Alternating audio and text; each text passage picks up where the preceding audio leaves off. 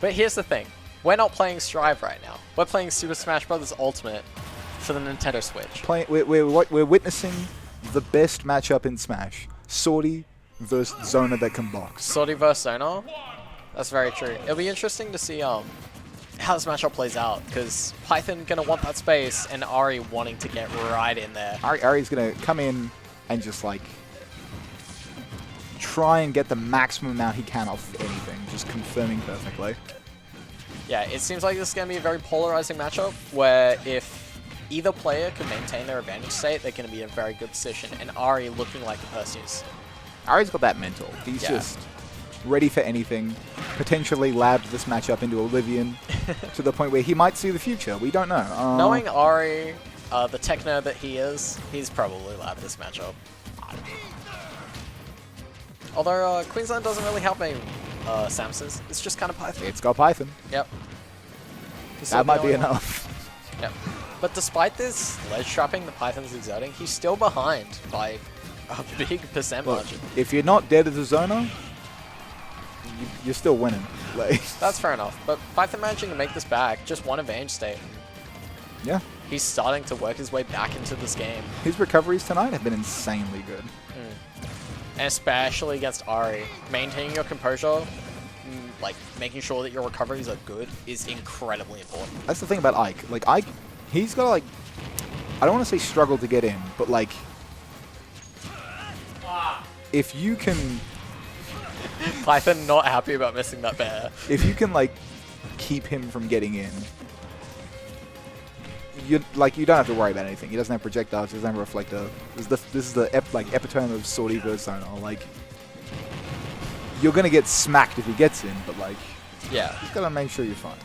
Yeah, like I said before, very polarizing matchup. But Python taking stock one, but honestly, one hit from death. Yeah. And there's Ari evening it up very easily. We're in the mind game phase. Information's being gathered by both players here. Both these players are trying to get a grasp of the other, trying to figure out just how the other person's recovering, how the other person's playing neutral. Yeah. How the other person is utilizing the space that they have. So see that 1-2-3 jab that Samus doesn't have? Yeah, Samus just has a broken ass jab, but hey, you know, Python doesn't care. Double hit of the nair. Yeah. There's that back air. That was a clean start coming out of Python. Look, Python playing super well tonight. Today's Python day, alright? Like, today's Python day? Yeah. Be interesting to see how Ari deals with just the space that Samus can occupy without actually being there. Oh yeah, just like controlling the horizontal line and like calling out the jump super hard. Which is usually something that Ari's fantastic at. Ari, a player renowned for his ability to read his opponent like a goddamn textbook. And he's on the other end of that, so we got to see how he can adapt to that. Yeah, right now he's having to deal with an opponent that can read him almost as well as he reads. Oh, there's that up air, catching that. Look, this is like death percent for everyone here. Yeah, honestly it is. 2 neutral interactions away from like turning around. Yeah, like a charge shot, a well-placed back air, Whoa. a back throw, a good ledge, like a good edge guard, and Ari's out. But Ari's the kind of player where you really can't count him out. Ari's ability to recover just scares the shit out of me. Oh, right, he's so good at it. Like, Ari, the kind of player that, honestly, once he starts, like, he's very information heavy. Once he starts gathering information on his opponent, he'll usually take a game to do it, but once he does it, he's terrifying. The game 2 Shadru technique. Yeah. The slowly, like, just calls that he's going to use, his like incomplete jab that the intern made, just go, that is so stupid. What the hell? That's some of the dumbest shit I've ever seen. Excuse me? Okay, hold on. Can we see that shit again? What the fuck did I just Please tell me the replay caught that.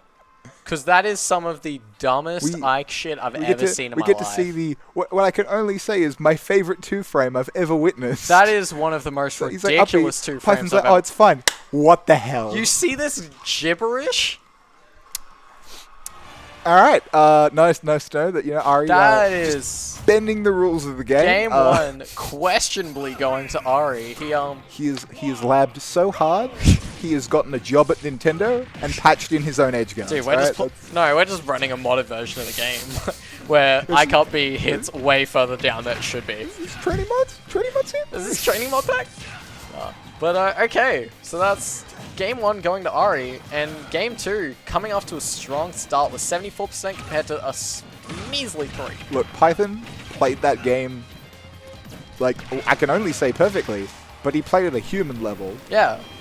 Ari's coming here and he's just, he's like, oh yeah, I'm Super Saiyan 4. He's like, I'm 3 arcs ahead now. Yeah, Ari playing at a level higher than we ever thought possible. But right now he's uncharacteristically trying to sort of get a grasp on Python whenever he throws it. He's also just like not giving Python a chance to breathe or like set up. Like that like side B recovery, like because it's just like such a snap timing, like you gotta really like be comfortable like getting your projectile setups out to like cover everything. It's just that is absolutely something that Ari is an absolute expert on. And it's something that I'm interested that it's not happening. Like, Ari's usually fantastic at getting a grasp on, namely his opponent's timing for shielding and his opponent's timing for air dodge. Yeah. And right now, he hasn't caught a single one of Python's air dodges. That might be... That's very close to death. Look, if he made it back there, I'd go and check his control. Like, at that point, like... Yeah, fair enough, honestly, fair enough. But this is even stocks, 40%, very easily make upable for Python. Especially with advantage state like this. Samus, one of those characters that's very dominant when they get advantage, and if they can manage to keep it, and Python being the player that he is, able to sort of capitalize on his opponent's habits exactly like that. Yeah. It's like that neutral heavy where he's like, if I win, we technically reset back to like neutral, but it's advantage state for me. Like, yeah, exactly. Your options are limited. Yeah, if Python maintains the space just outside of Ike's burst range, he's in advantage. Like, in terms of just the spacing, the moves that he has available, he's in a good spot. There we go. And there's Ari starting to catch on to Python's habits, which is very indicative of who he is as a player.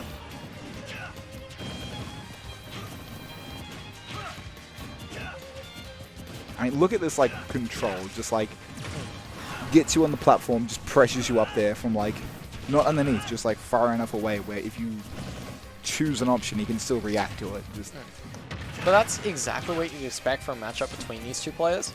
Because both Python and Ari are players heavily invested in control, in spacing, in understanding what your opponent's game plan is. I mean, we are seeing Queensland's best Samus and Ike. Like, they're going toe-to-toe, honestly.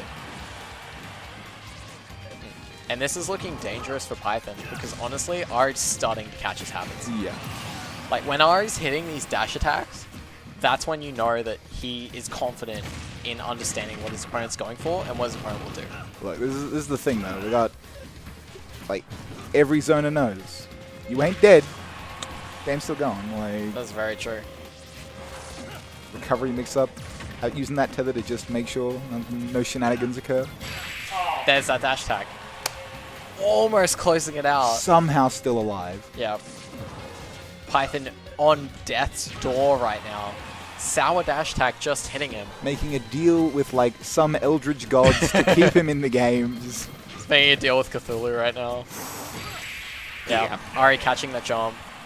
And that's game 2 going to Ari. We're Ari looking in a semi, so it's BR5. Might be taking off his shoes, putting his feet up, and living in Python's head rent-free. We'll find out in game 3. Exactly. But, like, this is very much what you would expect from Ari. Like, catching onto his opponent's habits and sort of managing to get a grasp on them. Like, him landing these dash attacks, landing these back airs. Both of them are so indicative of him understanding, okay, he's going to air dodge here. He's going to jump here. He's going to roll back here every single time. Game 1 didn't convince me. Game 2 definitely did. Game 1, I'm a little bit, frankly, scared at this point. Yep. And it's going to be interesting to see if Python can adapt his defensive habits to deal with Ari's pressure or not. You know? The, like, perfect use of just run-up defensive right in front of Samus. Just, like, your grab's not quick enough that you can kind of throw it out there unless you're like calling it. Like, Yeah. But this is game 3 going to Battlefield. I'd say Battlefield in this matchup would be good for both players, but just like, Yeah, Ike able to get these up air trains off of the triplats, and Samus as well, like being able to benefit from triplats at least to some degree. yeah. Yeah. Honestly, this is probably the most neutral stage for both of these players. Oh, this Little Mac champion just coming in, throwing these jabs out.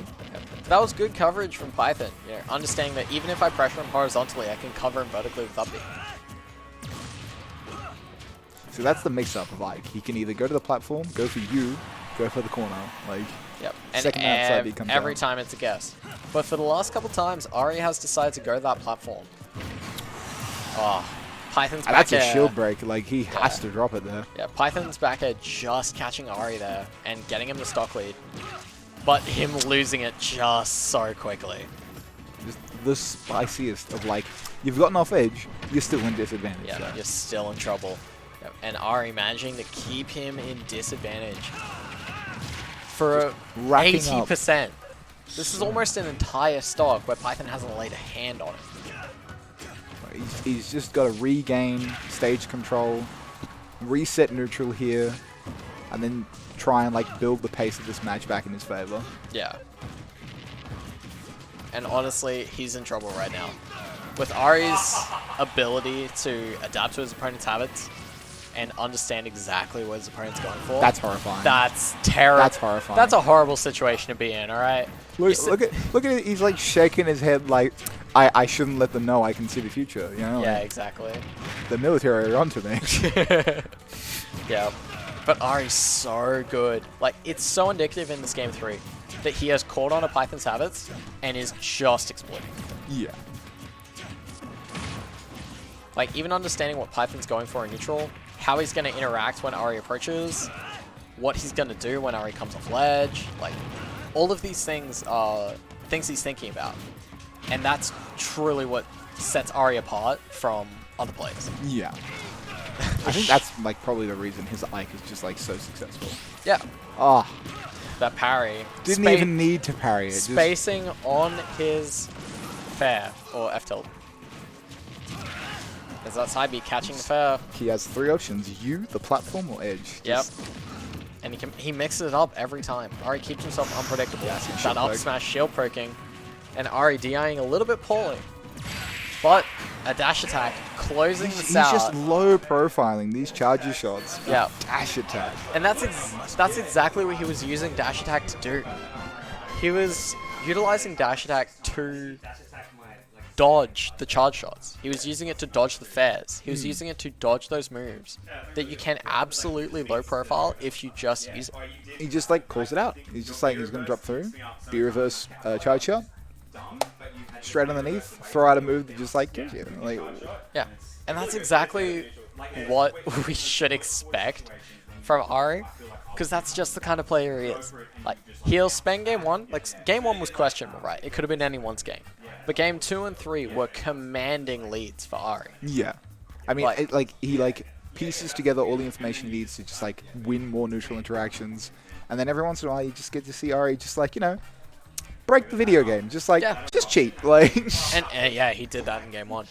But like, that's the sort of stuff that you come to expect coming out of Ari.